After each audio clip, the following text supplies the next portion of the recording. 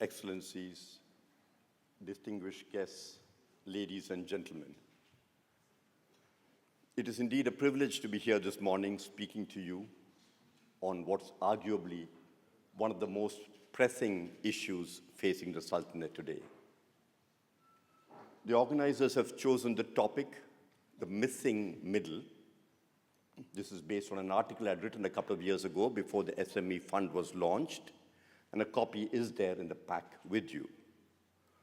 Over the next 25 minutes or so, I hope to explain what the missing middle is, touch on why it is vital to the nation. You have heard Their Excellencies and His Highness mentioning why it is.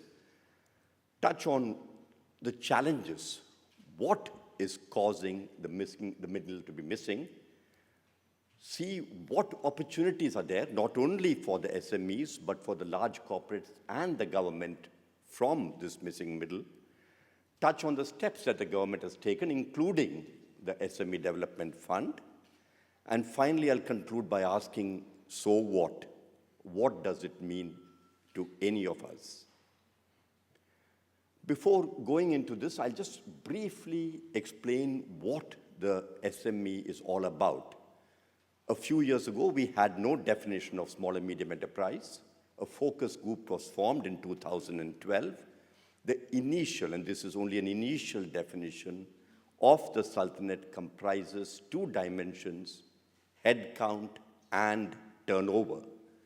This is described in the brochure that the organizers have arranged, so I won't dive into this in any greater detail, but this sets the frame for what we are discussing. The micro are the smallest of the lot, few jobs, little turnover. Small and medium enterprises is what I will be focusing on. The subject of the missing middle, or this word or this phrase, came up from a research paper done by Professor Pritchett at the Harvard Business School and his team. They surveyed high-income countries and found, very interestingly, that the distribution of firms followed the path that is reflected in the slide here. The vast majority were in the small and medium enterprise sector, as opposed to micro and large. When the same analysis was carried out for low-income countries, a peculiar result, or maybe it's not peculiar, it's probably easy to see, the vast majority were concentrated in the micro space. There were also a certain number of large companies dominated by the big business groups, by government itself, or in many cases by multinational corporations. The middle, and this graph is probably exaggerated, but the missing middle emerged from this finding. The World Bank too has studied this from a different direction, and the results are broadly matching.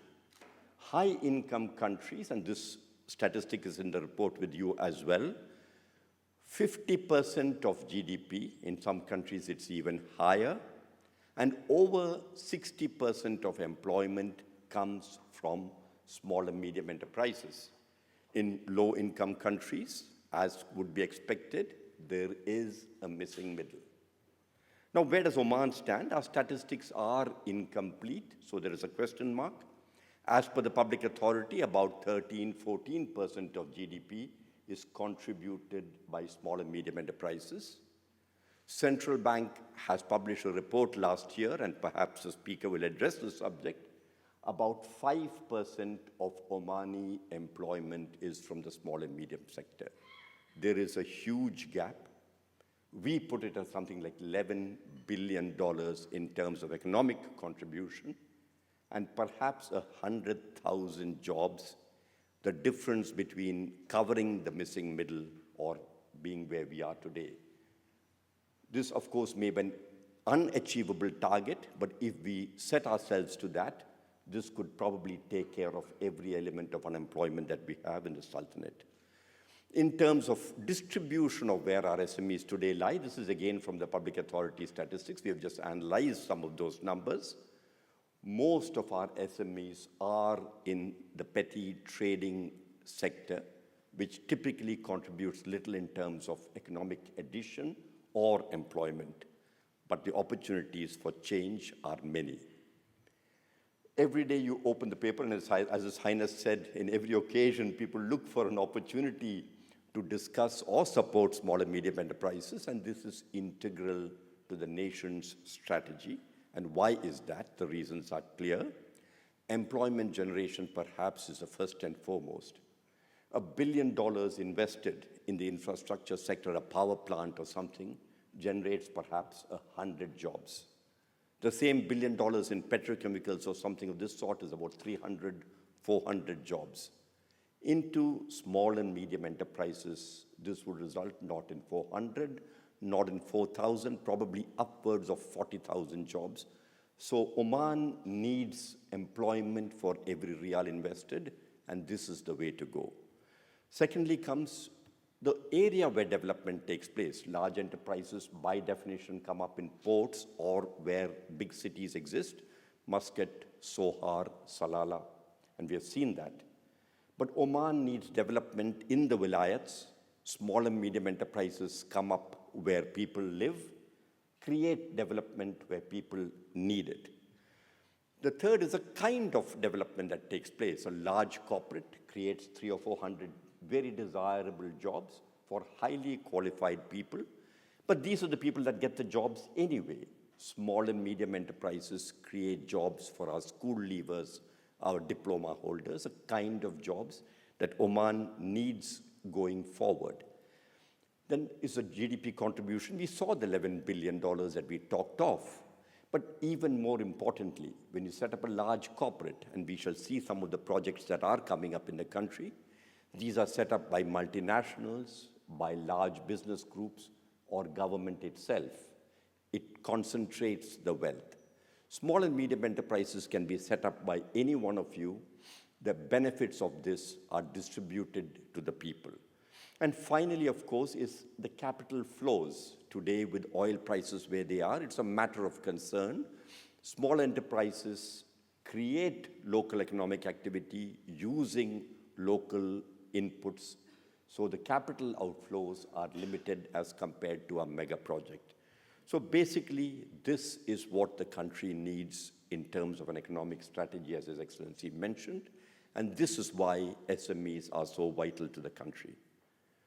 Now, what is the base that we work from?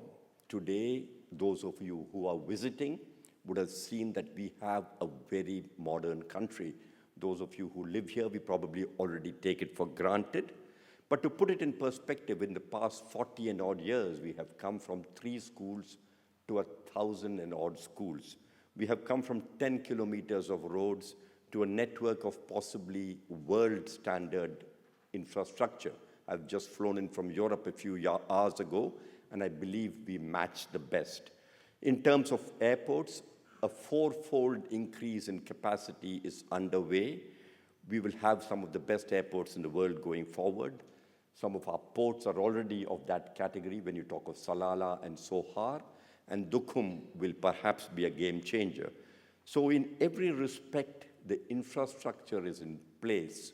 Now is the time to develop small and medium enterprises. Today, at $22,000 per head GDP, we are in the same league as places like Taiwan. We have achieved this in 40 and odd years.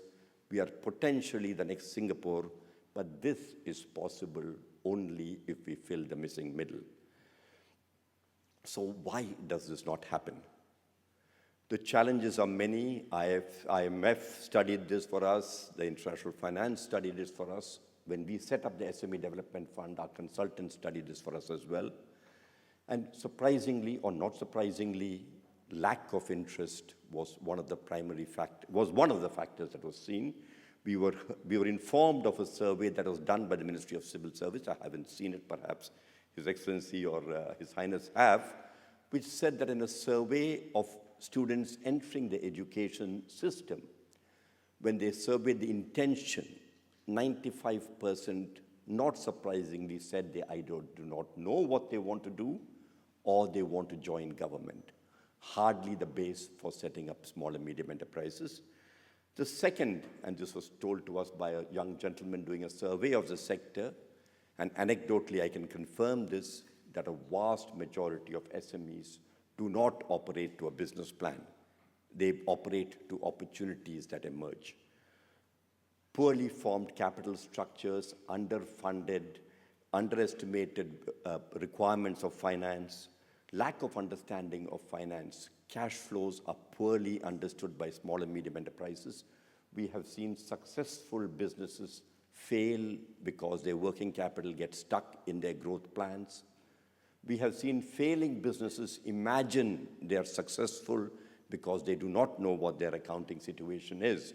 We had the funny situation of a company which was struggling as far as we thought, and we asked the gentleman, how's your business doing? And he said, I'm doing very well. I bought a BMW car.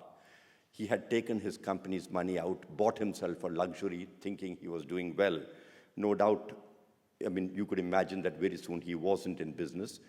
Lack of managerial talent. SMEs find it difficult to attract staff, but even more importantly, the owner often thinks he knows everything.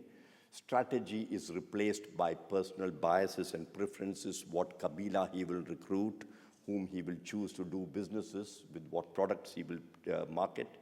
Access to finance at the SME symposium, which I shall touch upon in the next slide, was the most frequently quoted problem that SMEs faced.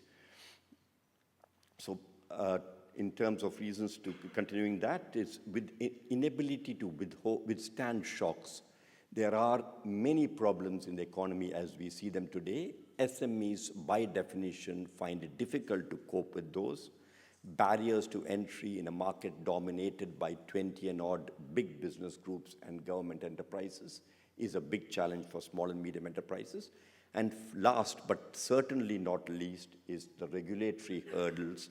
And we have a speaker from the public authority later who will touch upon some of the steps being taken.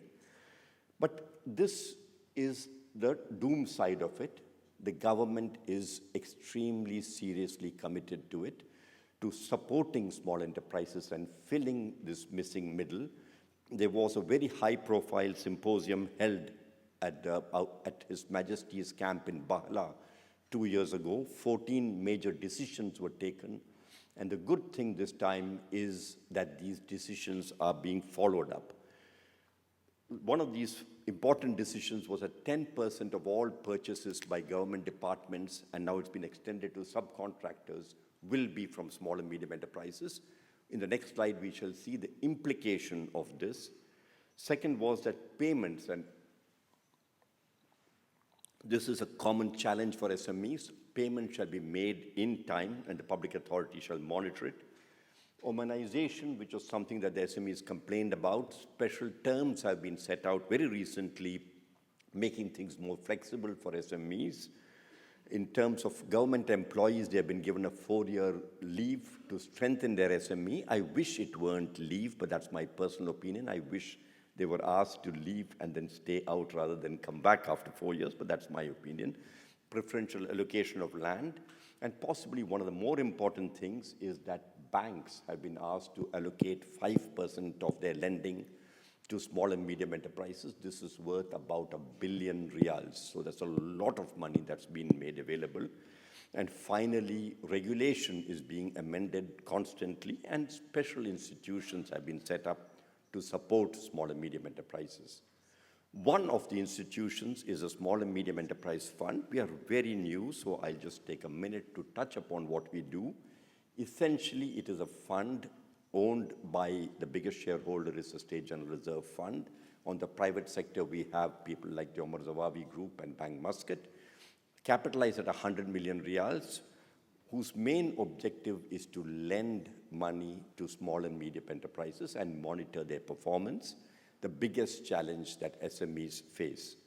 There is also a company quasi-owned by the offset partners on behalf of the government, which routes grants towards the fund. And using these grants, we do 3 additional things, which is supporting the small and medium enterprises, advocacy for the small and medium enterprises, and training in entrepreneurship, which I'll explain in the next slide.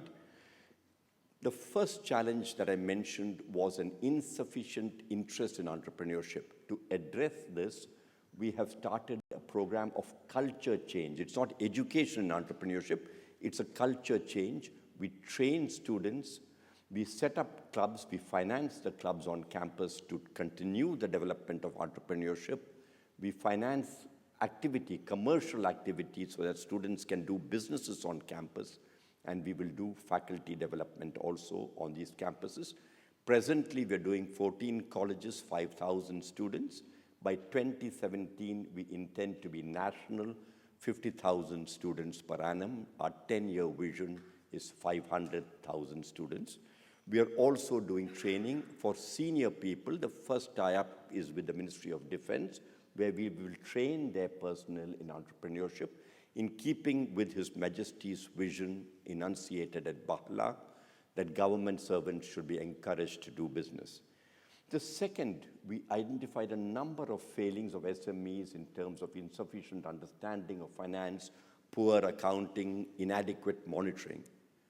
In my previous avatar, I was the CEO of Muscat Finance Company, where we had tried our best to persuade small and medium enterprises to improve. This did not happen. Now, with the grants, we have tied up initially with KPMG and later with other firms to, on an outsourced basis, provide accounting, monitoring, software, and other support to SMEs. Our target is to cover 2,000 small and medium enterprises in a 10-year period with this support, mitigating the second biggest challenge that SMEs face. The biggest challenge is availability of finance. We are capitalized at 100 million riyals. We are allowed leverage of 3 times, so there is potentially $1 billion available in addition to what the banks will provide. This will be subsidized for qualifying SMEs. And finally is advocacy, enabling SMEs to access business, to break the barriers. Equally importantly, enabling large corporates to develop their SME vendor chains. In the next few slides, we will see why this is so important. The emphasis of the rest of the presentation will be the possibility of cooperation between large corporates and SMEs and the leveraging of the big opportunities that are coming up. We said that Oman has developed world-class infrastructure already, but the process is not over. Some of the big mouth-watering projects are up there, the Oman Railway, the BP project, the Duqm refinery, things that we have been reading of in the papers. There are many others, just touching on the ones that are 2 billion and more. And the last one is the ICV initiative that the oil and gas have announced, $64 billion by the next 7 years. So that's almost $10 billion a year. The total is 140, and what does this mean? These projects alone, if the 10% allocation is adhered to, contribute $14 billion of opportunity for small and medium enterprises. In addition, there is the other sectors like tourism, services, hotels, everything else. We say at about $20 billion is a possible market. Now, what does this mean for a large company? Government has specified initially government projects, government companies, but they've extended it now to the subcontractors as well. 10% has to be allocated to small and medium enterprises. This has not happened. But I believe from next year onwards, reporting is being mandated. The public authority has been mandated to monitor it. And I dare say that in the coming years, the net will be spread wider. So there is a powerful pressure towards developing small and medium enterprises. The ICV is a second such initiative. $64 billion means $6 billion in the next 7 years for small and medium enterprises at a 10%. Today, the joint supplier registration, the oil and gas sector have been enumerating or empaneling SMEs and others. The number has reached only about 1,000. This means that every SME has to do about 1 million riyals of business just to achieve this, which is just not possible. There is a huge gap. Those who move proactively will have an advantage as ICV gets implemented. Of course, these are the pressures, but it is just an enlightened self-interest. Even without the pressure, increased choice. If you have, as a large company, SMEs in your value chain, you have a wider choice. A domestic supplier base gives you flexibility, gives you speed to market. Today, with the markets, with the economy volatile, this gives you a way of achieving CapEx without investing yourself, of getting manpower without recruiting yourself by giving the business to SMEs that are developed well.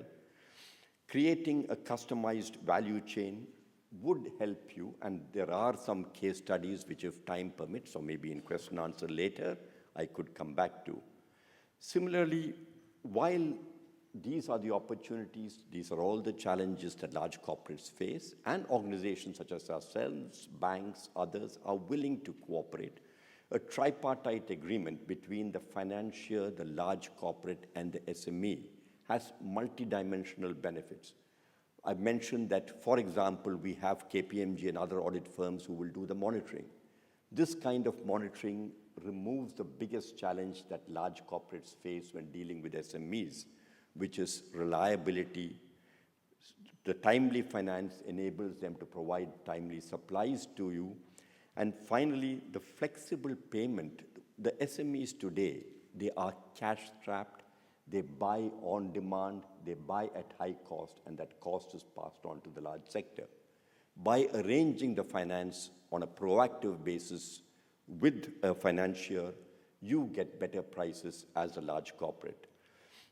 Expanding the SME chain, now we intend to be in 60 colleges within 2 years. That is a market that each of you as large corporates, those of you that represent large corporates, could tap. Large government organizations would be training their staff. All of this provides a way for you to develop your value chains. And of course, finally, is good corporate citizenship. The country needs it. This is a reason for large corporates to play a part there. So what does this finally, in conclusion, mean for all of us? Really, if you are an entrepreneur or an SME, there is an opportunity from the various sectors estimated at upwards of $20 billion over the next 6 years. If you're a large corporate or a state institution, this is not only a responsibility, it's presently being put as a responsibility, but it's an opportunity for you to drive down costs by developing a vendor base in the country. The Japanese, the Americans have proved that this is the way to drive costs down. If you are a service professional, we estimate that there would be a requirement of 70-odd thousand SMEs if we are to bridge the missing middle. This is a mouth-watering opportunity. Already we have 36 SMEs under this program. We hope to have 2,000 going forward. If you are a training provider, there is a gap of about 100,000 people who should be coming into the market if we achieve a part of our vision of bridging the missing middle. Business advisory services, we've already seen SMEs who are being developed seeking advisory services from KPMG. The opportunity is available for others as well. Company formation, market access, in every which area there is an opportunity, a $20 billion opportunity. SME Fund would be happy to support. The regulator who will be speaking later would, I believe, be glad to cooperate as well. So in conclusion, we have seen that there is an opportunity, a huge opportunity for the Sultanate. This is required for every country, particularly so Oman, in a context of declining oil prices, to create jobs, to create economic activity in a timely and cost-efficient manner. There are challenges both for the large corporates who would be undertaking government projects and for the SME. The government is addressing many of these, but the opportunity is there, or the obligation is there for all of us to play our part. The government has taken a number of steps. The SME Development Fund is one of these. So there is a multi-billion-dollar opportunity for every sector of the economy, be it entrepreneurs, service provider, large corporate, or some of you perhaps are overseas investors, Opportunities are many. I thank you for your attention. I hope that some of what I have said makes sense to you and is implementable as we go out. I look forward to hearing from any of you that would desire that. And I think there's a few minutes for question answers as well. Yeah. So there is a few minutes left for question answers as well. So if any of you has anything that you would like to address, then I'm available for that. What do you want? Would you like it to be now or later? Okay, sure. Usually if there's no questions, then it's a horrible presentation. So,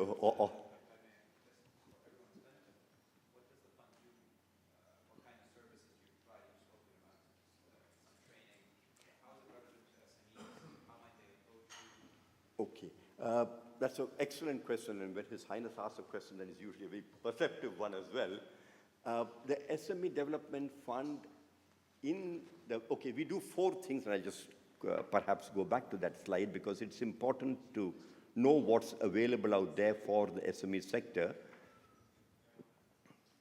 We do 4 things essentially. The entrepreneurship training in the main is in the education system to address the challenge of students not being interested in entrepreneurship. The focus is not on teaching entrepreneurship, but making a culture change. We are present in a small way at the College of Agriculture, the SQU as well, and we will be expanding this as we go forward. For the ICV sector, we are in dialogue with OPAL because it's impossible for us to train all 100,000 SMEs that exist. But in cooperation with OPAL, only for the ICV sector, we have said and we have drawn up a calendar where we would talk of not only the soft skills, the marketing, the accounting, and all of that kind of stuff, but also in cooperation with the oil and gas sector, the hard skills, the HSC, the project management, and various other aspects as well. So that's the training side of it. The second side is the financing. At the SME Symposium, 60-odd% of the complaints were about financing. And when the subject of financing came up, the queue was unmanageably long. SME Fund provides financing without personal collateral, which was the biggest problem that SMEs faced. So it's without personal collateral. We finance flexible financing. Our wish is to do it in 2 weeks. We usually don't manage, but within 4 weeks or so, compared to what existed earlier, the complaint was 6 months and things, we are able to provide financing for SMEs at a subsidized rate. The nurturing part is often easy to miss, but this is one of the reasons why we say that 60–70% of SMEs fail, is because there is nobody to monitor them. His Excellency mentioned the Prince's Trust and the mentoring that is being done for 40 SMEs, and that's an excellent initiative. We hope to do this for 2,000 SMEs over the next 10 years, which is professional accounting. An SME today, if he accesses KPMG or PwC, can never get their services. Because of our intervention, this is available. He gets accounts done by KPMG at 100 riyals a month. We subsidize the rest of it. And finally is advocacy, trying to convince big business groups to pass on some business. And I'm very pleased to say that the message is getting across. We have a large business group which is in distribution, which has said that they will release some of their businesses, and we're working with their employees to the employees who will become their distributors. We have a business group which is in logistics, transportation. The big challenge they have faced is to get adequate number of drivers. So the innovative solution is make the Omani driver, and the gentleman, represented one of the groups is here, make the Omani driver an entrepreneur. He owns his truck, and it is in his interest to work hard, to come early, stay late, maintain the truck well. So innovative solution to a problem. Of course, PDO's example of the LCC is well known, and we are trying to work with them to take that further. They believe they have been able to drive down cost and develop about 250 companies over the past number of years. This can be scaled up. So the SME Development Fund covers a part of the problem, not everything, and we work with everybody else who is willing to partner with us to take the initiative forward. I think Sarah had a hand up there, and then Ali perhaps. Yeah, you mentioned that 95% of students have said that they want government jobs or they don't know what they seem to do. I wondered if there's been any kind of survey of new career people or young professionals to get a sense of people who are a little bit more senior and to assess the extent to which they wish to go into entrepreneurship. And if so, in addition to the senior entrepreneurship program you mentioned, are there other things that you plan on doing? If not, how can these opportunities that you've just mentioned be really made known so that more people would be encouraged to go into entrepreneurship once they've gained some skills through a regular job? You know, this is another interesting question. Worldwide, it has been seen that senior people succeed at business much better. And there is some statistics which I've not presented up here. But it's the senior people with experience who succeed in entrepreneurship far better than freshers. They have the experience going back. I'm not aware of any formal survey, but we have two anecdotal incidents. For the PDO, we had done a presentation to their employees, about 150 of them. And at the end of it, you know, when the question was asked, how many of you would like to pursue this? There was less than maybe 7 or 8% response, or maybe 10% response. Similarly, you know, I mentioned that we are trying to work with 3 large business groups to farm out an opportunity, which seems like, you know, something that you would never leave on the table. If somebody is going to give you a business, give you the business asset at a subsidized price, give you accounting, give you all of that kind of stuff, you know, why would you not take it?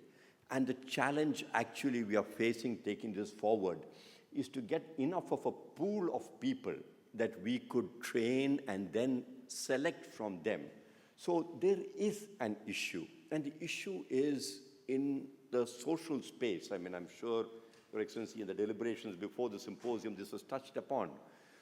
There is a cultural bit of ambiguity. There's a funny incident which His Excellency himself mentioned in, you know, those deliberations that day, that if you want to get married as a young man, if you are an entrepreneur, you've got far less chance than you know, if you're working for government. So these kind of very funny things. My daughter is marrying an entrepreneur and we are thrilled, you know, but if you are, you know, in the typical context that we have here, if you want to get a loan from a bank, if you're an entrepreneur, your chances are far less than if you work for government. So these cultural bits have to be addressed. Of course, putting the opportunity on the table is the first part of the battle, but I think media, social, you know, your social networks, these things have to play a big part in bridging that cultural gap. We try and go out wherever we can, spreading the message of entrepreneurship and of these kind of opportunities which are once in a lifetime. I don't think this will ever happen again in any of our lifetimes, but there is a big challenge there which we need to address, all of us. Ali, I'm sure you have a very hard question. The microphone here.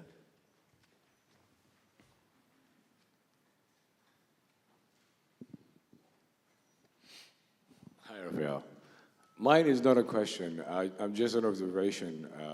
So I see in all these summits, everybody talking about the same thing, which is why we need to do this, why we need to support the SMEs. I think we all are sold on that right now. That's why we're here in this room as well.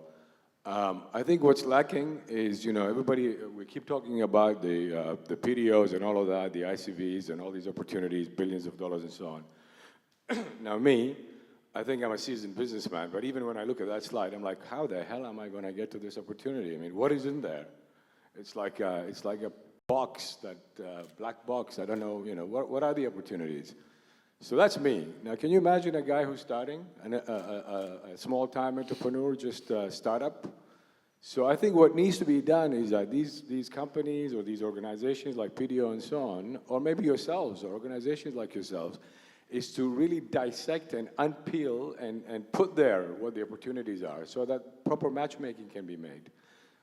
Just to say this is the opportunity and this is why you should do it, going to entrepreneurship, I think we're lacking something there. There's a missing link. Thank you. You know, Ali has made a very impressive point. $64 billion in oil and gas, $15 billion in rail. Yourself, it's not yourself alone. When we talk to overseas delegations, you know, the British delegation that visited a couple of years, maybe about a year ago, when we talk to them, even professional people find it very difficult to make any sense out of this. Oil and gas has listed down 23 or 26 areas which are suitable for SMEs, but even those 26, you know, when you say forgings, you know, it makes very little sense to a guy starting off in business. I had the situation of a gentleman who was working in Oxy, who came to us with a business proposal for making paper tissues. And we said, you know, there's $64 billion in oil and gas. Why the hell are you? You're an engineer. Why are you making paper tissues? He says, I understand paper tissues. I don't know what the heck these guys are talking about in $64 billion. So I better go what I understand. We have offered, and it is yet to be accepted, to the OPAL, that we, and to the ICV committee, that we will translate this mysterious 23 into thumbnail sketches at our cost, saying that this is what it means, these are the kind of products that come out, these are the kind of competences that you require, and these are the kind of places that you can get the technology if it's not available. It is yet to be accepted, but we are willing to do it if we are permitted to do it, and we are willing to do it at our cost. There's also a need, you know, to build further on what Sarah said, to understand what this sector is all about. We have this little bit of information about 41% being in trading and about 117,000 companies and stuff of that. But how do we work with that? And we have again offered to subsidize a survey if we would be permitted to do it. But we have yet to get a response on that as well. To go out there and survey what does this 117 mean, because we went to the Baladia and we got 300,000. When we analyzed that, we could drive it down to something like 50,000, but we don't know if these companies exist, what they do, what their capitals are, what the problems are, nothing. So there are many gaps, and it's obviously not ourselves, but you know, everybody together perhaps could play a part in that. And we'll be willing to cooperate to the extent that we can. We are a small, relatively small organization. There's a question here as well. Hi. Just a quick comment, if you don't mind. Sorry, take the time. I'm coming from the financial sector. I've seen that a lot of people also now moving to the being entrepreneurs, starting their own businesses. But there is a large number also coming from steady employment, government employment, or from any other employment. And as you know, the culture in Oman, most of the people take loans from our banks. And when they go, they don't have stream of income to settle their financing from the banks. And they venture into the business at a certain stage of the development of the business, they will be faced by a liability that there is no enough funds for it to settle it. I think this is an issue needs to be tackled from early stage. Otherwise, we'll find a big portion of people who are starting the business, while they will moving forward, they will be pulled back by the liabilities they have, and they are not able to finance these liabilities. So it's part of the preparation of these people for the new. They have to make arrangement, proper cash flows for them to venture into the new businesses by organizing their financials also in the right way. So, no, there are many gaps. In fact, because of, I wanted to keep it to 25 minutes, I didn't put up all the slides, but there are gaps for business advisory services, for financial advisory services and all of this. But there's one thing that I want to, make clear. Entrepreneurship is the hardest choice. It's not going to be easy. Also, when a person gets into entrepreneurship, and I mentioned very briefly about working capital gap and pre-operative costs and things, he has to be prepared not only to be able to meet his commitments, but also to meet the initial commitments of a business. Businesses don't always make money initially. There is a pre-operative period and all of this. Now, SMEs have typically not sought financial advice, and that's one of the changes we have been trying to bring about. And it's very gratifying that we're just really less than a year old from practical purposes. But we've already had a few SMEs come forward and say, hey, we realize we don't know, and can you refer us to KPMG? We subsidize it. and get them to do some amount of financial advisory service for SMEs. But yes, it is an important thing. And building on what you said, there is a big gap here. Venture capital does not exist for two reasons. One, there is no angel body, and Your Excellency, the British Ambassador, you know, we had worked with yourself and your team earlier about this subject of angel investing, and maybe we should revisit that. There is plenty of experience elsewhere in the world, but nothing has happened here. Of course, there is a cultural issue also that Omani entrepreneurs hate selling a part of their business, but all of these things address to the issue that you are referring to. I hope I've... Assalamu alaikum wa rahmatullahi wa barakatuh. My name is Fahmi. A few of you guys know me. I'm an entrepreneur from 2003. I've had my SME company and I'm surviving over here. There's one more category you forgot, nano enterprise. That's where I'm at. One-man army that can actually have the speciality of an agency. As a business, I'd like you to tell me one thing, speeding the payment process that companies take forever to kill us with. If you could explain that more. Thank you. This is one of the biggest problems, and you know, unfortunately, SMEs are the least capable of handling it because you don't have the financial backing that large corporates have. At the symposium, this was touched upon. There was a circular issue that at least government should pay in 28 days. To the best of my knowledge, that has not happened. All that ministry, I mean, now I'm probably speaking out of turn. All that Ministry of Finance has done is said that, okay, the concerned ministry is now responsible. So now the delay is not in Ministry of Finance anymore, it is somewhere else, and you know, the elephant in the room is not being looked at by anybody.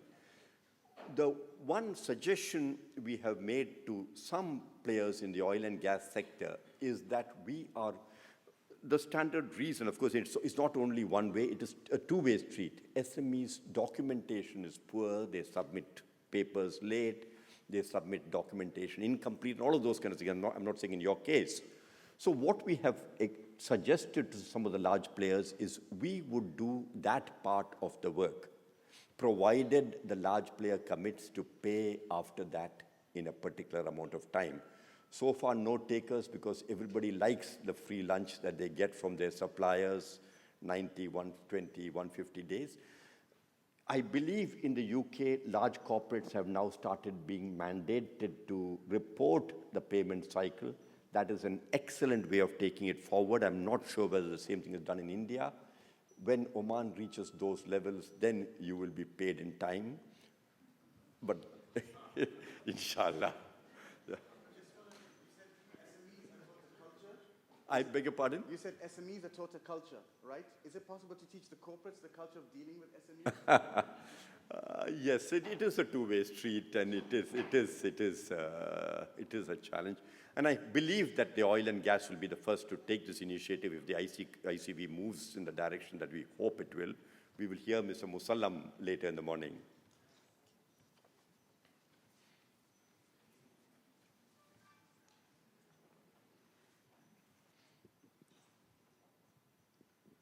Thank you, Mr. Raphael, for the presentation. I think you guys are doing a great job, and we wish you all the best. But there's a few comments I would like to know from you.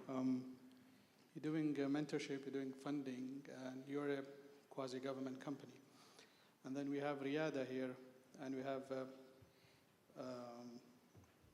the other fund, Rafid, also doing funding. Yes.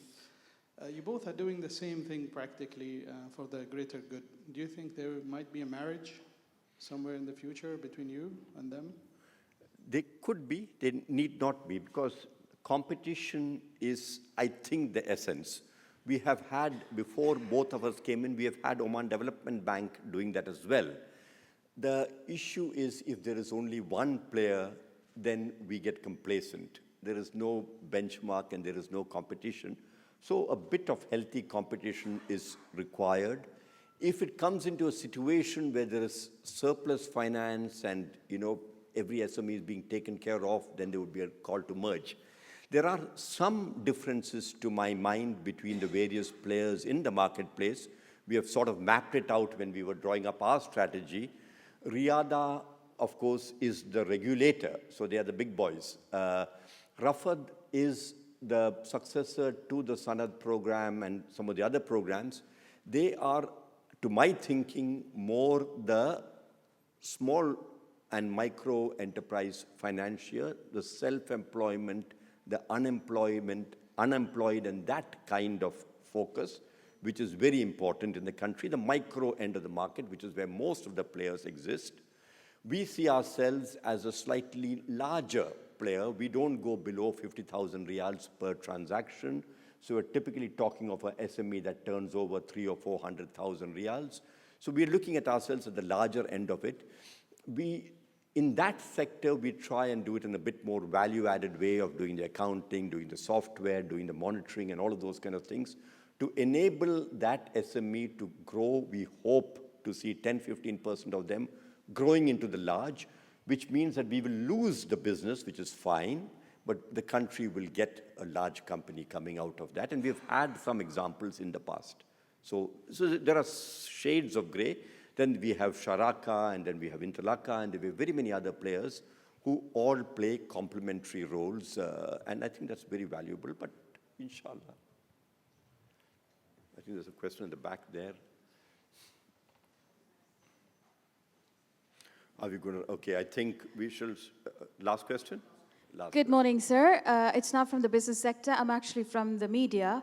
I just would like to know, to summarize what you've said, how long do you think it would take for the SMEs to reach the level where all these organizations are expecting them to be? And what about SMEs actually complaining about being very competitive, the market, and actually difficult to catch up with the big players in the market, where they lose out business once they start establishing themselves, they lose out?